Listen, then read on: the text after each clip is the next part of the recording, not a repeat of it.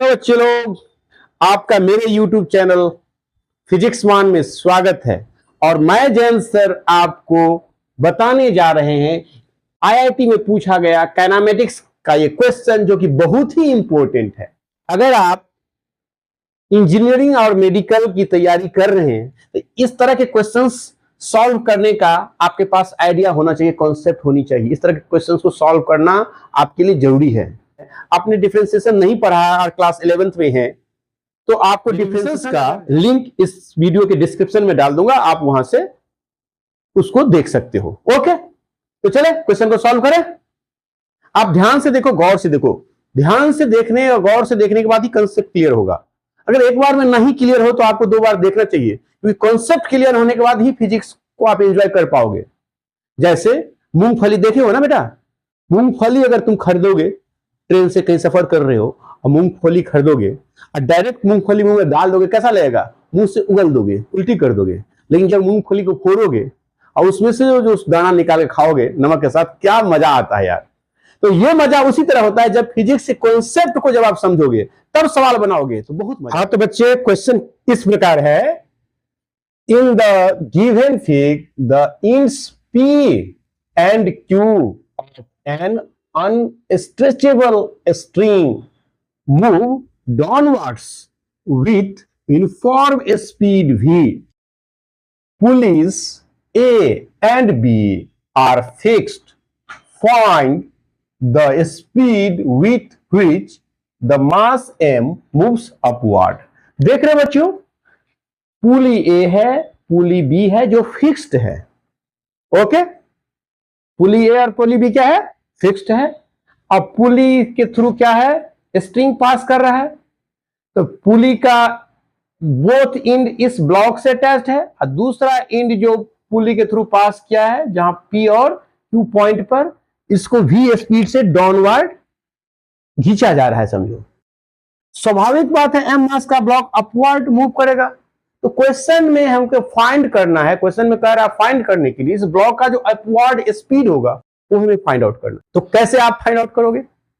ध्यान से देखोगे तो समझ में आएगा, अदरवाइज कंफ्यूज कर जाओगे। कौन सा फॉर्मूला लाए है, कैसा फॉर्मूला लाए, क्या कंसेप्ट है। ध्यान से देखो, जैसे ये ऊपर की तरफ मूव करेगा तो क्या क्या बदलाव होगा, क्या क्या चेंजेस होगा। तो ध्यान से देखोगे तो पुली को एक पॉइंट मानोगे तो वहां से स्ट्रिंग आया है जो ब्लॉक से अटैच्ड है, और ये वर्टिकल पॉइंट सी है, वहां से यानी ए बी को मिलाने वाले लाइन से एक वर्टिकल लाइन अगर इसको मिलाते हो तो इस प्रकार एक ट्रायंगुलर शेप बन रहा है। यहाँ पे स्ट्रिंग और ये वर्टिकल लाइन के साथ जो एंगल है वो थीटा दिया हुआ है क्वेश्चन में, फिगर में दिया हुआ था चीज। ओके, तो जैसे अपवर्ड जाएगा थीटा भी वैरी करेगा, मतलब एल वैरी करेगा और वाई वैरी करेगा। लेकिन बेटा देखो ध्यान से, अगर ये पोजीशन यहां आ जाएगा ब्लॉक का, तब भी एल और एच तो वैरी कर गया, लेकिन ये बेस ये जो लेंथ है ए से सी लेंथ चेंज नहीं करेगा। इसका मतलब जैसे जैसे अपवर्ड मूव करेगा तो इसका जो डिजाइन बनेगा वो ट्रायंगुलर डिजाइन रहेगा ही, उसका एल लेंथ और हाइट चेंज करेगा। लेकिन ये जो ए से सी का लेंथ, बी से सी के लेंथ में कोई चेंजेस नहीं आएगा। ओके, तो इस प्रकार जो ट्रायंगुलर शेप है, तो पाइथागोरस थ्योरम तो आपको पता होना चाहिए। उस पाइथागोरस थ्योरम को अगर लगाओगे तो यहां पे तुम पाओगे कि ये जो हाइपोटेनस हो गया और ये मान लो परपेंडिकुलर हो गया ट्रायंगल के शेप में, फिक्स्ड होगा, बेस वैरी करेगा, जिसको हम लोग हाइट के रूप में देख रहे हैं। यहां पे हम लिख सकते हैं, सॉल्यूशन करने जा रहे हैं, पहले सबसे पहले पाइथागोरस थ्योरम निकाल लेते हैं। एल स्क्वायर बराबर लिख सकते हैं हम लोग A square plus Y square. Okay, देख रहे हो, इसे वैरी कौन करेगा? एल और वाई। अब इस इक्वेशन को हम लोग क्या करेंगे? टी के टर्म में डिफरेंशिएट करेंगे, क्योंकि टाइम के साथ जैसे इसको वी स्पीड से डाउनवर्ड खींचेंगे तो स्ट्रिंग का भी लेंथ और डेप्थ, जो मास और ब्लॉक ऑफ मास जो है वो भी चेंज करेगा। तो वाई और एल वैरी करेगा टाइम के साथ। तो हमको फाइंड क्या करना है actually? D Y by D T ही फाइंड करना है, जो यू हमें फाइंड करना है इक्वल टू व्हाट, ये हमको फाइंड करना है किसके टर्म में? v और थीटा के टर्म में, v और थीटा के टर्म में। और v का मतलब क्या हुआ? तो dl बाई dt, स्ट्रिंग जिस रेट से चेंज हो रहा है वही रेट जो हो गया, सो डाउनवर्ड जो खींच रहे हैं वही रेट ऑफ चेंज हो गया लेंथ l में। dl by dt equal to v, यही बात बच्चे नहीं समझ पाता है। जब स्ट्रिंग को खींच रहे हो ना, तो ये स्ट्रिंग में जो चेंजेस आ रहा है, लेंथ में चेंजेस आ रहा है, वही rate of change of length जो हो गया, तो स्पीड भी हो गया। ये मेन कॉन्सेप्ट है इसमें। ओके,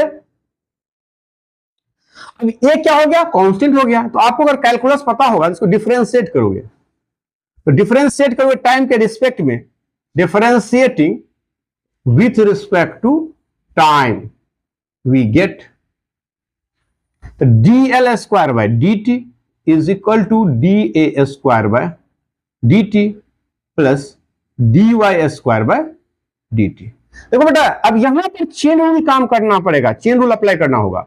अर्थात हम इसको ये कर सकते हैं, इसको dl स्क्वायर है ना बेटा, यहां पर dl लगा दो, अब फिर dl ऊपर भी, नीचे भी मल्टीप्लाई कर दिए, ऊपर भी मल्टीप्लाई कर दिए, dl by dt is equal to, ये कांस्टेंट टर्म है, तो कांस्टेंट टर्म का डेरिवेटिव क्या होता है, 0। यहां पर dy स्क्वायर बाय dy, ऊपर भी मल्टीप्लाई कर दो, dy बाय dt। अब आपको डिफरेंशिएशन का कॉन्सेप्ट पता होना चाहिए, dx का power n by dx equal to n into x का पावर n माइनस 1 होता है। उस हिसाब से पावर पीछे आ जाएगा, 2l हो जाएगा, dl बाय dt हो जाएगा is equal to 2y dy by dt। ये 2 क्या हो गया, कैंसिल हो गया ना, देख रहे हो। अब हमको फाइंड क्या करना है, ध्यान से देखो, तुम्हें फाइंड करना है u अर्थात dy बाय dt। तो अब हम क्या करेंगे, y को उधर ले आओ, तो l by y dl by dt is equal to dy by dt use कर सकते हो। Okay, this implies that dy by dt का मतलब हो गया, मान लो u जो हमको फाइंड करना है, बराबर कितना है, l बट्टे y into dl by dt। dl by dt के बदले हम लोग क्या लेंगे, v। तो v और l बाय y को हम लोग लिख सकते हैं y बाय l। ध्यान से देखो, y by l actually cos theta बराबर होता है बेस बटे हाइपोटेनस। उस हिसाब से लिख सकते हो v बाय cos थीटा या v sec थीटा। हमें लगता है कि आपका कॉन्सेप्ट जरूर क्लियर हुआ होगा, आपने सवाल को समझा होगा।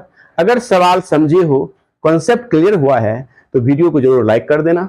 अगर अभी तक चैनल को सब्सक्राइब नहीं किए हो तो सब्सक्राइब ही कर देना। Okay, thank you.